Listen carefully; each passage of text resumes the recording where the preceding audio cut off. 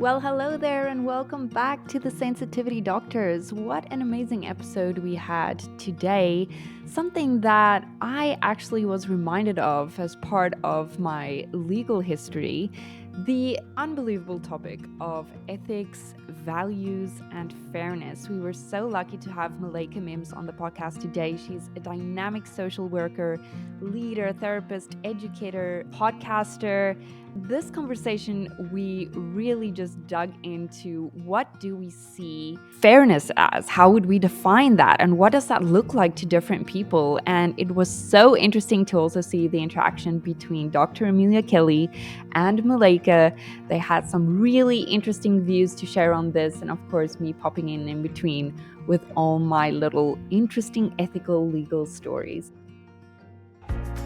Welcome to the Sensitivity Doctors Podcast. Here we explore everything from overcoming anxiety to living in a world not always designed for our sensitive wiring. Whether it's navigating business, parenthood, overcoming trauma, or getting what you want out of your relationships, we invite you to this empowering journey of self-compassion and growth. Sit back, relax, and here are your hosts. Welcome, everyone. We are so excited to have our fabulous guest here today, who I have had the honor of being on her podcast before. And I really loved how honest and energized and reachable you were and are Thank to your you. students, to your clients, and to the people who get to enjoy your podcast. So welcome, Malaka. Thank you. Thank you. It's great being here. Yeah, thank you for coming. So you are, and I feel like I relate to you in a lot because we both love doing basically anything that has to do with psychology at all, or helping or any of that. So you are a seasoned therapist and professor of ethics at Boston University, and Hmm. you often help clients and students navigate ethical issues. So Right. I was curious if you could unpack for our listeners what you believe is a common misconception about ethics, and maybe if there's anything you want people to understand for the context of our relation for the context of our episode today Hmm. on fairness. Yeah. So I love how you make the connection with ethics and fairness. Mm. So often I think people are, well, first of all, ethics is one of my favorite subjects. And, I think people are like, look at me with this face, like, huh? How is that so? Like, I think a lot of people sometimes are intimidated by ethics. When you hear the word ethics, you have an ethics commission or you have an ethics panel or something like that at the workplace. I think people may get intimidated, and I can understand why in some ways. But as I teach ethics and from a social work perspective lens, it's a whole different ballgame for me. And so one of the I think, to answer your questions, one of the most common misconceptions about ethics is like it's solely about following a strict set of Mm. rules or guidelines, and that's not ethics. That's not ethics at all. I mean, there are some things that are within our guidelines as professionals that we have to follow, but it's not always so clear. It's not always like, there's a lot of gray area in ethics. And Hmm. so with that, when you're making ethical decisions, you often have to balance so many different lenses. And so you have to consider different perspectives, uh, just different courses of action. Sometimes you can, in an ethical dilemma per se, you could go, two different ways, right? And trying to make a decision. And either way you go, it could be like not good, right? But Right. Yeah. you Someone still have, loses. yeah, you still have to weigh that out and kind of determine what makes sense. And that's the part of ethics that I do like, because you have to kind of explore like different perspectives, different routes, different theories, different tools that you have to kind of bring in. And so when you bring in an aspect of fairness, right? Fairness is a thing that, for me, fairness could look like one way for me, but for you, Dr. Kelly, it could look like something else, right? And Jean, it could look Mhm. like something else for Mm. you. So within ethics, you have to consider all those different things when you're making a decision. And so, I think that's the part about ethics that people really don't understand. It's like, it's the scary thing, but it doesn't have to be scary. Thinking Mhm. about multiple perspectives is actually a good thing. It actually helps you come to Yeah. like a more comprehensive approach or solution to problems or issues versus, this one kind of way of doing things. That's kind of part of the old capitalist historical system that we're trying to break down anyways. So, Right. you know, Yeah, I remember in law school, well, not law school, but when we did our attorney's admissions exam. So it's this 2 days of just writing four really brutal exams, and one exam is 4 hours ethics. And yeah, Whoa. everybody, that was what everybody stressed out the most about, because it just, everybody felt like it was just impossible to win at that exam. Like, doesn't matter Mm. what you say, it's going to be incorrect. And I yeah, think one of the things was because, exactly as you just said, ethics mean different things to different people in different situations. Like, it's yes. Mhm. not a black and white thing. So to try Nope. and write an exam about something like that is really difficult. And I remember that most of the people who failed and had to go back for an oral exam usually failed ethics because it was so They didn't difficult. have you as a teacher. Right, that part, right? And the aspect, we as social workers, we have to take the licensure exam as well. There's a few different licensure exams we have to take, but at the independent level and the master's level, there's a major ethics component, and rightfully so. The same as the law piece, many people do horrible on that part, Mm. and and a lot of the decision, I think, and here's the part about fairness, right? That I want to connect. You know, social workers, we have a code of ethics that we all have to follow. And I'm also part of the National Association of Black Social Workers. So we also have an additional code of ethics that we have to Mm. follow.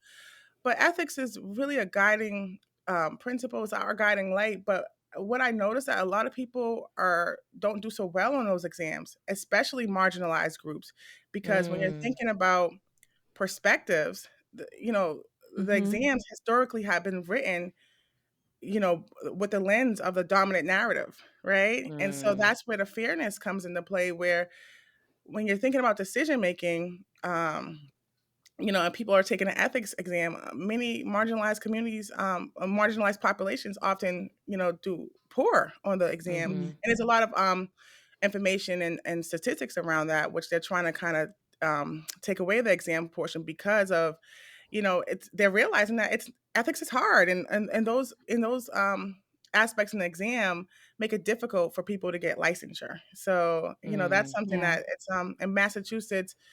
It's called there's this bill that they tried to put in place as social workers, and it didn't really go through yet. But people are really trying to change the aspects Mm. of exams, and because we realize that people think so different, Right. and Mm. answer things different. So I love ethics. I will say Mhm. that, and I try my best to, be an ethical, make ethical sound decisions. And so I'm always thinking and looking at multiple lens, which makes it hard when you're kind of sensitive person, right? Well, I was Mhm. going to say, I mean, that's one of the things that we really were excited to talk to you about today is the ideal is that everyone would think in the way that you're speaking about. But the reality is that some people are very black or white, or they do have tunnel vision about choices and or life in general.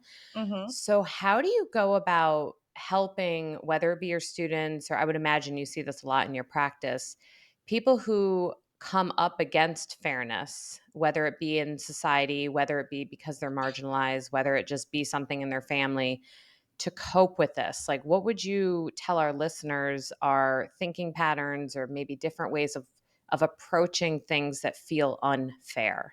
Yeah. Well, it's really important, I think, to kind of navigate your own style and kind of learn your style. And so depending on, how what lens you're looking at things, is going to determine, the outcome. Beliefs are really powerful, right? Mhm. And so, I think when one of the things I tell students, clients, just peers, family members, and stuff, it's I guess it's okay to have your own process, but I do encourage people to just think outside the box, just think differently. And one of the things I know is that a lot of people in my field are very sensitive, right? Mhm. And we often, I feel like when you are dealing with ethics, or you're dealing with especially highly sensitive people, or just in general, Did you there's take the test? Are I you did, and Where did you fall? I am a HSP. Okay. Woohoo, welcome to the club. According to the test, right? But hold on, pause for a second. Go back to the question. Ask me the question one more time. Sorry, I I know had a I painted you into an impossible corner because I'm basically asking Yeah. you, how do people who come up against unfairness gotcha. cope? And maybe I can give you a context. I have quite a few clients who have encountered trauma early on in their life. And I Mhm. have one in particular that I'm thinking of who she was, marginalized within her own community in the country that she lived in before she moved here in her, later childhood. And now, as a 60-year-old woman, she is hyper focused on fairness. And when things Mm, feel unfair, or when she feels like she's not vindicated, it yeah. really, really grades her. And so it brings to mind that she experienced unethical treatment early Mm, on in her formative years, and it has formed this like shell of Mm. not resistance to being outside the box, but kind of like she really struggles with being outside the box. And so yeah. I was inspired by thinking of these people that I work with when wanting to ask you, someone who focuses so much on ethics and fairness, like how you would help someone who thinks that way or feels stuck in that way. Yeah. So when you've had a bad experience, or a traumatic experience, or just, when you're dealing with, microaggressions, or feeling marginalized or mistreated, you can feel a sense of powerlessness, Mhm. or a sense of, like you don't have control. But one of the things I realized is I was working with someone recently, and they experienced something maybe similar, similar context as your client. And it wasn't the issue that what she experienced was actually bad, but what was the even harder part for her was that she was invalidated. Like when she tried Mm. to talk about it with other people, or go get help, or seek help and support, everyone kind of invalidated her. Like, oh, Mhm. that's not what really happened, or Or they I think, gaslit her. yeah, I think that's, Mhm. you're just, looking at this the wrong way. and Mhm. and so the first thing I think is people need to be validated, right? Mhm. And feel validated. So I do try to validate people, and I always tell people, one of the biggest things I tell my clients and people in general is like, nobody can't tell you how to feel. Mhm. Right? Mm. Like, nobody can't tell you how you should feel about something. Now they can Mhm. give advice, they can tell you, "Oh, maybe you can look at this thing different," but they can't tell you how you feel. So when Right. someone tells you, "You shouldn't feel that way," or "Your feelings are wrong," like, that's invalidating the person, and putting them Mhm. and isolating them, and putting them in a box. So someone who's Mm. already maybe perhaps a victim now gets re-victimized when they go seek help and support from peers or community, or even an ethical kind of supervisor or whatever. So I think when you're thinking about fairness, first we have to validate people. That's the first thing, right? Because when you feel validated, now you feel a sense of connection. Now you feel a sense of belonging. And so Mhm. that person that you're talking about perhaps never got validated, right? Right. Mhm. Right? I No could one see ever that. stopped and listened to her. That's the worst thing. Can you imagine going through some trauma, and then someone telling you that didn't happen to you and you shouldn't feel that Mm. way? That's Oh, it the can make worst you thing in feel the world. crazy. Yeah. Yes, right? Mhm. So I think, first of all, validation is important because that brings a level of fairness too. Mhm. And again, you can't tell someone how to feel. The Right. second part is that, the reason why she probably got hyper focused is because she's constantly trying to prove, look what happened to me. Mhm. See Mm. this thing. And she's searching for evidence and trying to explore those aspects so people can see. And so she can validate for herself, like, I did go through this. I know I went through this thing. And so, first of all, again, validating people is really important. But the second thing is helping them kind of shift their mindset, right? A little bit. And not shift to say, change what happened to you, but also like, how do you move forward? What can we do as healthy? What can you do that's healthy for your functioning? Because you can't start to, Mm. spiral. Once Mhm. when something happens to you and you feel deeply, because I know I feel deeply. Sometimes I can come out as like, anger or frustration and stuff, like when people do things that are really, you know, you know, they don't follow, they don't have a sense of morality, in their actions, and that really is hurtful and painful, right? And so Mhm. sometimes you know, we want to change the world and systems, but your friend or the person that you're talking about, perhaps, she has to realize like your role too and changing things, because we Right. can't change everything. Mm. We can't make people listen to us and feel us and things like that. So sometimes it's a good balance too, Right. because if you don't have some like, it's okay to advocate for yourself, and but sometimes you got to take a step back, relax a little bit, take a nap, because it will take a That's nap. our prescription, folks. Take a nap. I'm telling you, because listen, when somebody do you wrong, it's almost like a vengeance. You want to you now your whole life becomes this thing becomes centered. And so if you Yes. take a Yeah. step back, you come back to yourself. I was just talking to someone too the other day, and we were trying to explore like why this person is so angry, or did they have tension from a past situation, because we wanted them to show up to something in a different way. And at first I was like, I was noticing that the person's behavior was off, and I was like, why are they acting like this? And you try to figure it out, right? Like, why are they being Mhm. like this? And and then I had to tell myself, I said, you know what? I'm only going to give myself a day to think about this. Hmm. And then tomorrow, I'm going to move forward, because I will, if I don't, I'll be sitting here trying to figure out and explore why somebody is acting or behaving the way they are toward me. And And then that's I won't be able to impossible. be on this podcast this morning, right? Yeah. Calling someone, talking about it all night.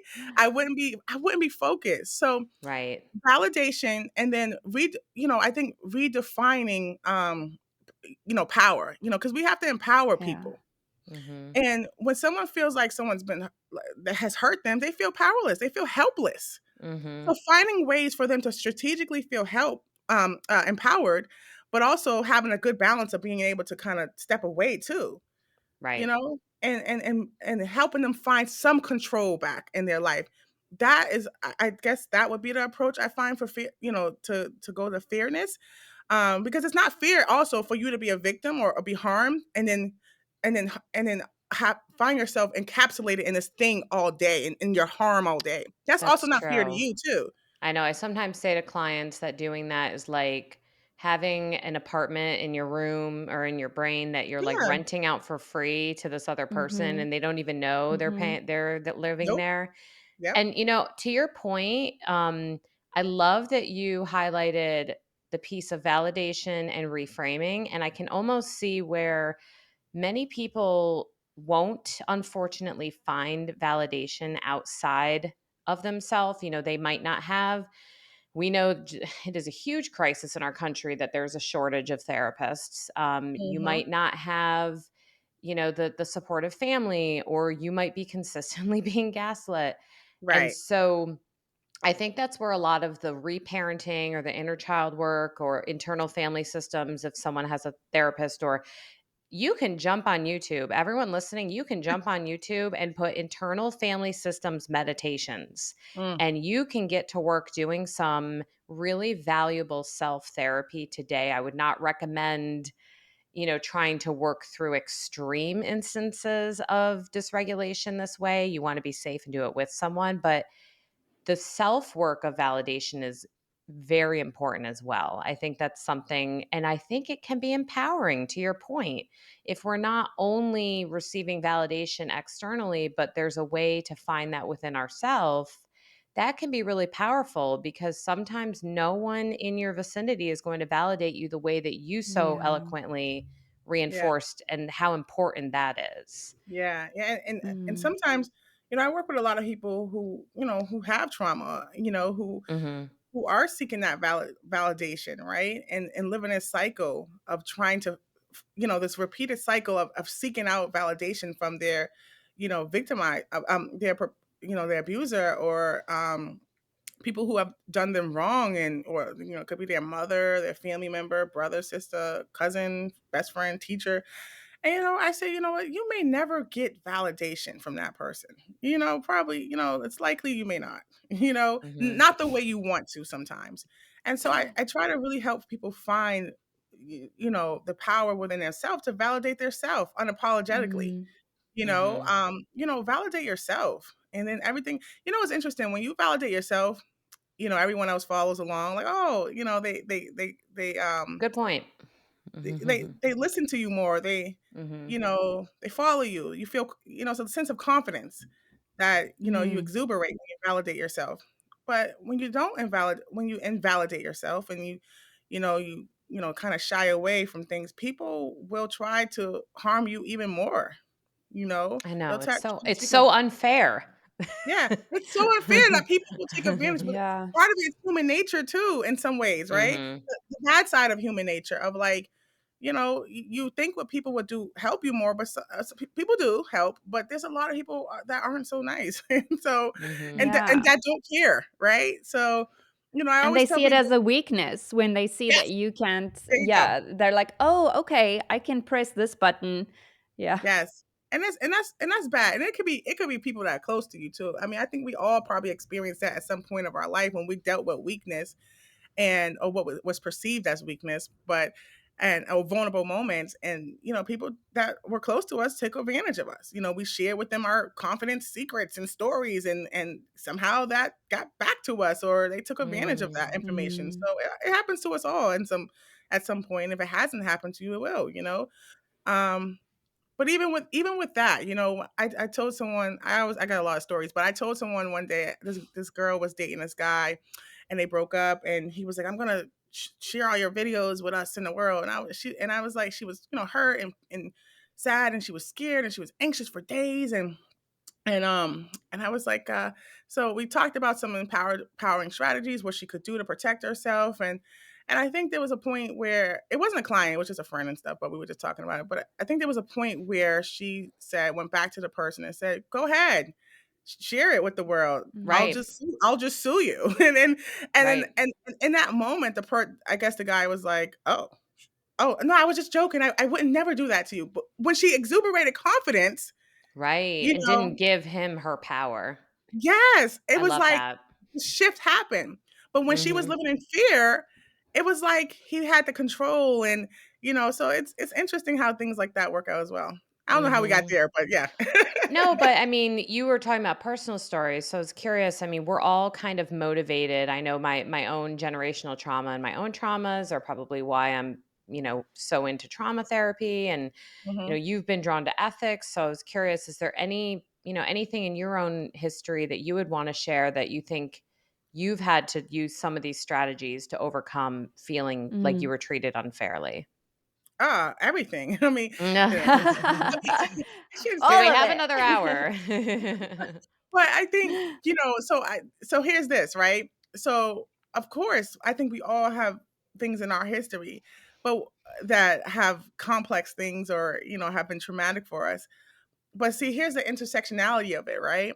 I'm a black woman, right? Mhm. And so those identities have been marginalized in the United States, and so ways and oppressed. So when I show up with my identities, I could be doing nothing and still find a way to experience, you know, um, you know, microaggressions. Mhm. Mm. Mhm. I can experience unfairness, just within policy and institutionalized racism in some ways. So, it happens all the time in some ways. Working on jobs, I've had to kind of navigate things in ways where, you I had to, sometimes you feel like hurt by things, the way things go, and or relationships too. So, Mhm. but I think because I have this lens, right? And Mhm. I find ways to empower myself. I find ways to recognize I can't control this whole system, right? The system is Mhm. very broken in many ways, and there are a lot of things that I don't have the physical power to change, but I also look Mhm. at it in a perspective of like, what do I have control over? What can I do? And even when something harmful happens or traumatic happens, I always say, okay, well, what can I do? How can I move Mhm. forward? Um, and not let it overtake me or overcome me. And so Mm. I think I've experienced, so I mean, I think we all have, but let me see. Oh man, even in the hospital setting, when I had my first son, I had I had to have an emergency C-section, and just that experience where I was kind of like not like my doctors didn't talk to me about what was actually happening, they kind of, dismissed my questions, dismissed me in a way. And That's such a vulnerable space and scary yeah, Yeah, space I too. mean, That's that is it was terrible. scary. it's very scary. And Mhm. I was by myself for a short period of time, and I didn't know what was going on. I was dismissed. I asked a lot of questions too, right? And I was still As you dismissed. should. And I was treated, I feel like, what was, in ways, there was some discrimination there, right? And or Mhm. there was, treated with bias. And it's Mhm. weird how people treat you until they know, like, your credentials, right? And then they're like, "Oh, no, I didn't mean it Mhm. like that. Mhm. You're this thing or this person." They start to Mhm. treat you different. But until Mhm. then, all they see is, okay, this is this black woman sometimes. Sometimes, not everybody, but I'm saying, and this essence. And that was hard to go through an experience like that. Number one, having children is one of the, it's a life. You're at It's risk, right? altering, yeah. It's Mm. dangerous because you could lose your life potentially, or that child could. So that's another thing, right? That you're dealing with. I mean, I Mhm. don't know if people really realize that. So that's traumatic. Mhm. Your body goes through trauma. Everything is happening all at once. But then here's the second part, where to be dismissed, to be invalidated by your medical team, you lose Mhm. trust. And Mhm. Mhm. and I know and like, even when you're dealing with pain, I had a lot of pain. And they would, like, Mhm. kind of minimize my pain. And come to find out, I had a whole blood clot in a C-section wound. Oh my Yeah, I had to get gosh. it cut open. It was okay, I don't wanna talk about all that. But the point is, Oh my it was gosh. scary. But historically, black women have been mistreated in the Mhm. medical Yeah. field. And there For is, sure. data to support this. It's not like, you know and so that is traumatic. So how did Mhm. I empower myself? Well, I had 3 other children, and so I had to find ways to, you know, get past that experience, and, find doctors that were, ethical. I asked questions before you even became my Mm. doctor. Mhm. I learned more about processes. I am, I held people accountable. I made sure I know, how to hold people accountable when they're working with me. And I Mhm. tell them, I set boundaries and limits with the professionals I work with. And that has been empowering. That doesn't mean everyone just loves me as a client, but that means that I feel better about my experience when I go to the hospital, knowing that I have a little bit more control, and Mhm. Mhm. feeling more empowered. You bring up a really good point, though, when it comes to ethics and fairness that I don't know if we've highlighted quite as much yet because we've talked about validating yourself or seeking validation from supportive people. We've talked about reframing and seeing Hmm. things in different ways, which I would imagine, experiencing the world like you just described, like being Yeah. preconceived before you are even got like someone even gets to know you, like that just seems like the ultimate level of unfairness. Oh yeah. Mm. But you bring up a good point too about this. If possible, if you are empowered to do so, you don't have to put up with unfair situations or you don't have to put up with unethical situations in the future. I know sometimes within the moment it's not possible to make these Yes. huge changes, but the fact that you said, "No, I'm going to empower myself to find a better medical team. I'm going to ask my questions ahead of Absolutely. time. I'm going to vet the people Mm. who are going to be with me at my most vulnerable points." And Hmm. I think this applies even to people looking for partners or Oh friends. yeah. Like, Oh we yeah. can vet our people ahead of time, make Hmm. sure that Mm. they have the ethical reactions that we find important. And Oh yeah. this leads me to the one other thing that I really wanted to ask you about and that I know Dr. Jean and I were really interested in is the fact that research does show that HSPs tend to have a very strong sense of morality. And we Hmm. actually sometimes can tend to project our morality onto others. And what I mean by that is an example, if as an HSP, I'm very, very thoughtful about birthdays. I'm using a very easy example. Yeah. And I always think of what the person wants for a gift and I put a lot of thought into it and I give it to them and they enjoy it. And then we kind of expect that other people are going to think this much about us and take care Hmm. of us as well. But then Hmm. it doesn't always happen because people who are not HSPs are maybe not thinking so deeply about what you might like. Yeah. Um, Mm. How in your opinion do you think this hits HSPs maybe harder or in a different way? And what do you think is helpful to do for highly sensitive people or empaths or people who kind of fall in the deep feeling category? Yeah, well, this is a great question, because highly sensitive people often do have a deep sense of morality, right? Mhm. So you may end up projecting. It's a common term in psychology is projecting your own ethical values onto others. And then when someone doesn't kind of reciprocate, you may be offended, or and that may intensify feelings, and like of sadness or anger or frustration, or you Mhm. may feel like this person doesn't care for me, or they're not loyal, or whatever it may be, right? Mhm. And so you feel intense, and you could take the perceived unfairness personally, while others might just brush it off easily, right? And I ask people to take a look at their values. Mm. And this is what comes back to ethics too, because part of ethics is the value system. Mhm. Like there, you know what makes a dilemma, a ethical dilemma, a dilemma? Do y'all know Hmm. what makes it a dilemma? Mm-mm. What makes it a dilemma is that there's a clash of values, right? Mm. There's a clash of values that create this tension, that create, this problem where you're like, which way are you gonna go, Yeah. right? But that clash of values is important, and it happens every day within our relationships, our friendships, our work, our working, when we're working. And so I I think it's really important to, number one, think about your own values. And I Mhm. don't think people actually do that. Mm. For Mm. my students, as social work students, we give them a values screening, and have them score their values and their priorities. Now, my values and your values change over time. Mhm. Maybe 10 years ago, or 15 years ago, before I became a mother, or before I became, a professional, a professional social worker, right?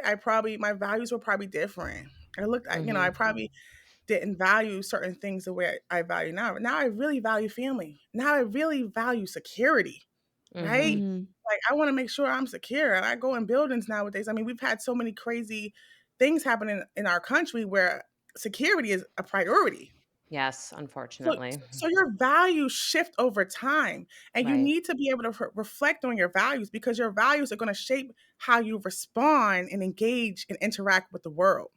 Mhm. Yeah. Because if so here's the thing. A lot of people often so I can take okay, let me back up. I can take that value system of how the values clash creates tension, and not only apply it in a professional sense, but apply it in relationships. Mhm. So, when you're in a relationship, before you get in a relationship, ask questions about their values, Mm. Mhm. because that's where the problems actually stem from. Some people value, do you value your health?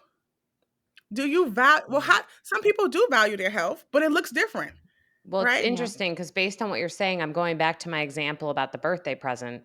And it's, is my value the relationship or is my value the material item?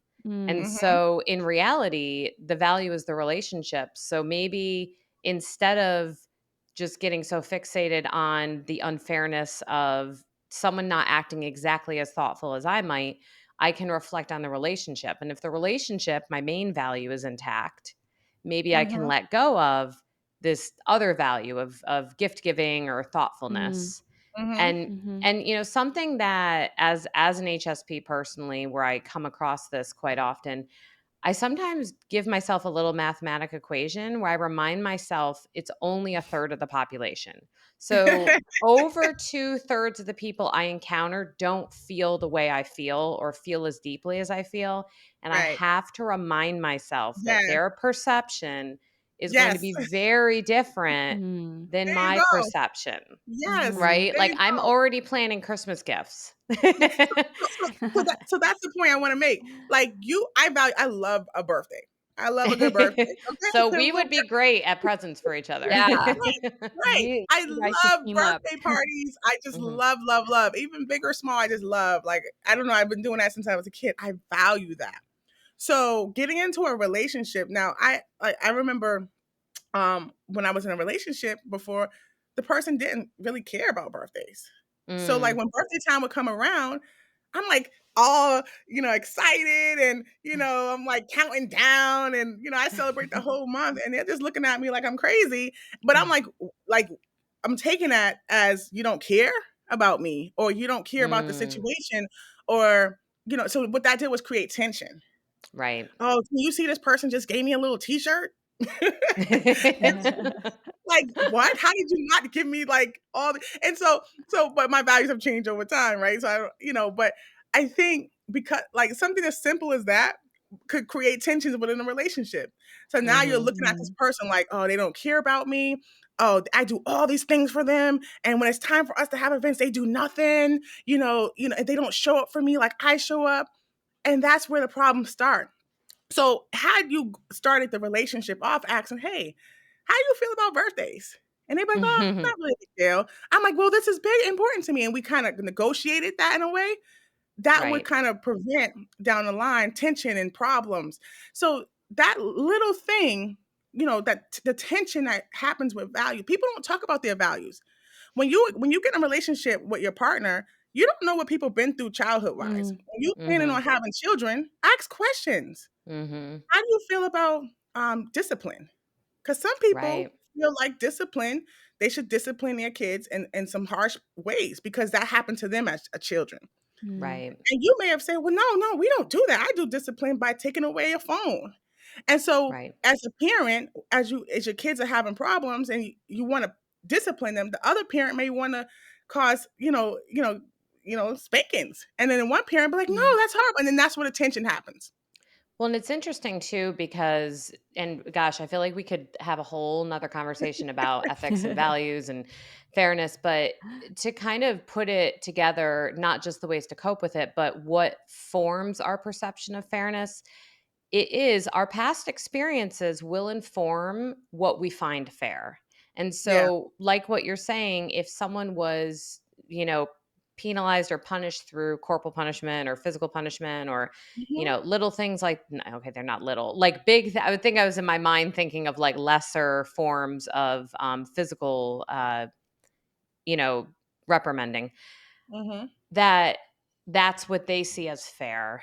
Whereas Right. someone Mm. who did not have parents or caregivers who did that will not see that as fair. So Right. I love what Yeah. you're saying that, for highly sensitive people or any of us who feel that fairness is a huge issue for us, so that we're having a hard time comprehending it, check back in on your values and check back in on your perception and where your idea of fairness Mm. came from. Absolutely. And it's a Mm. Yes. constant it's constant. You can't just think that your values 10 years ago are the same today.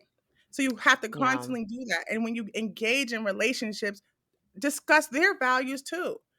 Ask Right. questions about their value. Nobody does Yeah. that. No, who's going into No. relationships? So what do you value? You don't Yeah, have but to No. it's say because people go into relationships frightened of being alone, frightened of being disappointed, mm, frightened of not being loved. So don't ask the difficult questions because this may mean that this is then not perhaps not going to work out for me. that's true. Mhm. That's true. And that's another layer of psychology we have to dig into, right? Like Yeah. why would someone, Mhm. why someone would walk into something like that? And a lot of people do walk into relationships, you know, like that. And but if we could take this different perspective, Right. geez, think about how different your life would be. Yeah. Because if you Right. knew somebody's values from the beginning, you may not even choose to engage or move forward. When I start a job or a program, I can't go to a job or a program whose values don't align with mine because I'm going to be Mhm. unhappy. I'm going to be miserable. you Well, know, and to your point, I do encourage anyone listening, and I've talked with my clients about this before. Play your poker hand. Like put your hand out, see how the person across the table reacts, and yes. you'll get an idea whether or not what you see as fair and what they see as fair aligns, and it won't be 100% across the board, but do the big things align? And so Yes. Mm. if our listeners want to keep hanging with you, honestly, because I feel that's what I love Yeah. about your podcast, Drop a Jewel, is that you're just like, hey guys, let's just be together. That's my favorite part. Yes. Yes. Where can they find all the good stuff about you and follow your work and maybe even reach out for help if they want? Yeah, for sure. I am so like I connect with people. I am not that person that says, "Oh my God, do not text me, do not call me." Right? I am about the people. I love people, and I love connecting with people. If you go to my website, um, .com, of course, you can find more information. I do workshops and trainings. I do therapy, and I also podcast. So I'm sure there's something in there that would fit for you. Or I also mentor other professionals. So but my email is there. My phone number is there, and so contact. You can drop me a inquiry and all that stuff. I'm on social media, so I'm on Instagram and TikTok. Um, TikTok, right? But I'm on all those, I guess, platforms, and also, it's Drop a Jewel with Malaka on those platforms. But my website is Drop a Jewel Malaka. So, and then also, Perfect. I think where else am I at? I think yeah, I'm on LinkedIn, right? If so that's something for everybody. But yeah, And thank we'll you for have asking. links for everybody in the show notes as well. If you missed that at all, you can also go into the show notes and find the Yes. links to redirect you where you need to go. Yeah, Awesome. Well, thank thank you. you so much. I know we hit you hard with some pretty complex questions today, so maybe we were a little unfair. I don't No, know. I'm here for it, I'm here for it. So no, you're totally fair, and it just flows naturally and organic, right? Like when you Yeah. do this work and my mom said to me yesterday, it was 9 o'clock. She said, "Can you stop talking?" Because she's like, "Hey," and it was not unfair. It was. I always have a ball with you, and such Awesome. a pleasure to meet Yeah, you, so Doctor. good to see you again. Yes. I'll come So hang Thank with you again too. you. All yeah. right. Bye, hun. Thank you so much for listening to this episode of The Sensitivity Doctors. Please be sure to share our video clips on socials and ask your friends to rate and review this podcast. Yes, sharing these videos makes it possible for your favorite podcast to move up on the ranks so that other people can find it, share it, and learn from it too. So if you can share today, we would really appreciate it.